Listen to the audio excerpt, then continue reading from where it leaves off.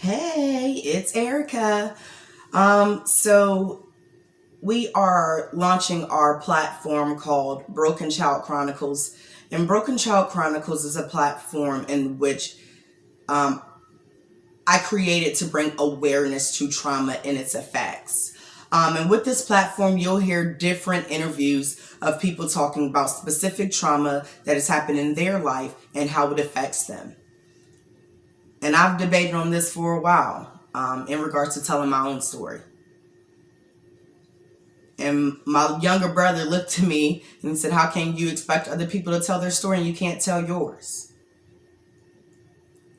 So I'm going to tell a portion of my trauma.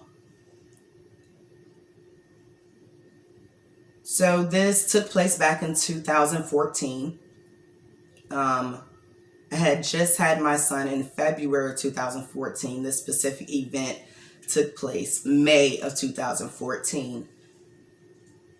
And this just so happened to be like right around Mother's Day, like a day. It was Mother's Day, so it was my first Mother's Day. My son had to be about 3 months old. Yeah. Um, and my significant other I was with at the time, he was gang related, and I knew that. He said that he had some friends who were throwing him a birthday party in New York, like a big cookout. So me being the woman I am, just like, okay, babe, I support you. You need a ride, I got you. So at the time we were living in North Carolina. So we drove to Virginia and dropped my son off with his grandmother and then picked up his brother and his two cousins. So we drove that long 9.5, maybe 10 hours to New York. And when we got in New York, it was beautiful. I had never been there before, so it was amazing to me. It was so much going on at one time. And we got there like 2 o'clock in the morning, and it was still live. So, of course, we had to go to sleep because we had been on the road for a while. And when we woke up the next day, it was the day of the cookout. So it was too many of us to go at one time. So I took my significant other and his two cousins and dropped them off first. I then had to go back to where we were resting our head to grab his brother and two of his guy friends. And then we got back to the park. When we got to the park, I was a little uneasy. I wasn't really sure why, but I had an uneasy feeling. Then we arrived where everyone was at, and I realized, where's the charcoal? He was like, it's on the way. Okay. Where's the grill? It's coming. Okay. Babe, where's the food? It's coming, chill. Okay, but I'm just trying to understand if we're having a cookout, where's the cookout materials? So we exchanged those words and we were sitting down on a bench, and again I felt an uneasy feeling, and he asked him what was wrong. And I said, I don't know. Something's wrong. I don't know what it is, but I'll be fine. Within minutes of me saying that, a guy came by and he said, what's cracking, cuz? Because this was a rivalry gang to the gang that my significant other was a part of. And he began to shoot and shoot and shoot. And of course, your first defense mechanism is to run, in which I did. But there's always that one person in that scary movie that falls on nothing. Yeah, that was me. So I tripped and I fell. And my significant other's brother fell. I got up and I kept running. When I got to the end of the park, I met with my significant other and I asked him where his brother was. And he said, he's fine. We have to keep running. I'm like, no, where is your brother? And then an older guy was like on a bike in the park. He rode by and said, somebody got shot back there. And we're like, what does it look like? He was like, I don't know, some light-skinned guy. So we run back immediately to where we were originally standing.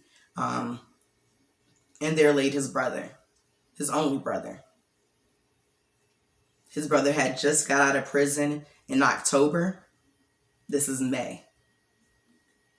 So he didn't really have too much time to really even try to get himself together.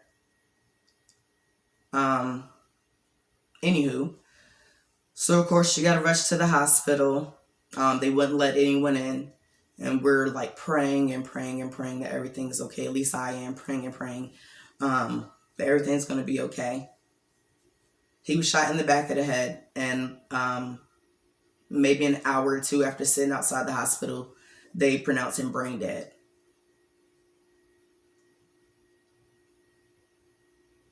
I had to then get back in my car, drive back to Virginia to pick up his mother so she can go to the hospital in New York and say goodbye to her son.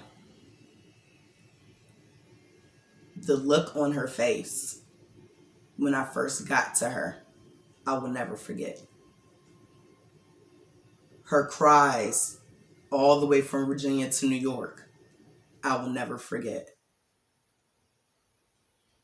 This was my first Mother's Day I spent in the hospital in New York with my significant other's brother. And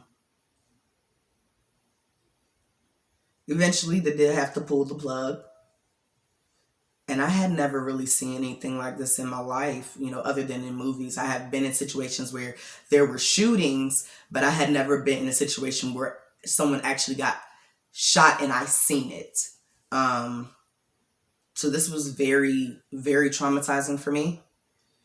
I was in the room when they did decide to pull the plug, and you can actually see the life leave from out of his body.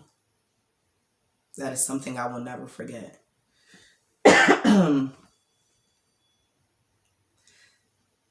The day my significant other lost his brother, I lost my significant other.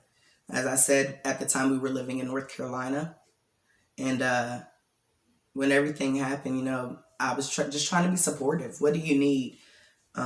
He said, I want to move back to Virginia to take care of my mom, make sure she's okay. No problem. I was young. And I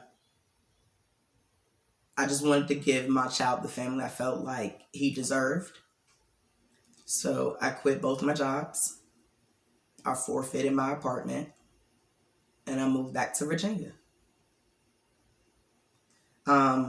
There was an immediate change within him when we got back to Virginia. It's like he was back in his own stomping grounds. We spent a couple of weeks with his cousin, sleeping on an air mattress. And one day he woke up and said, I don't want to do this anymore. You don't want to do what? Like, you don't want to do this, like this relationship? He said, yeah. So I packed up my son and my things, and just so happened I had an aunt that I was very close to, who was still living in Virginia at that time. So I went and I stayed with her. Between watching his brother murdered, watching the life leave from out of his body, interrupting my entire life by uprooting myself, which was a decision of my own, that was a very impulsive decision. And then my family that I thought would be breaking apart, I began to spiral. I woke up with hives every single day for a full year, every day. I had nightmares every night, flashbacks every day, if not every other day.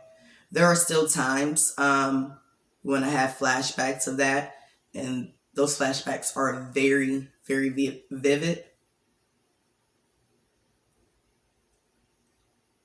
But that trauma was also my wake-up call. It was my wake-up call to say, what you're doing is no longer working for you. It's time to make a change. My mother has always taught me that change was necessary for survival. But I was a hard-headed child. And I was a show me, not a tell me.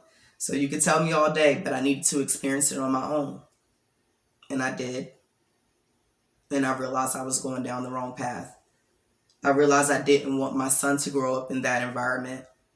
And although it hurt that my son would not have the family that I thought he would have, it was a lifesaver that I did not continue to go down that path and continue to associate myself with those type of people.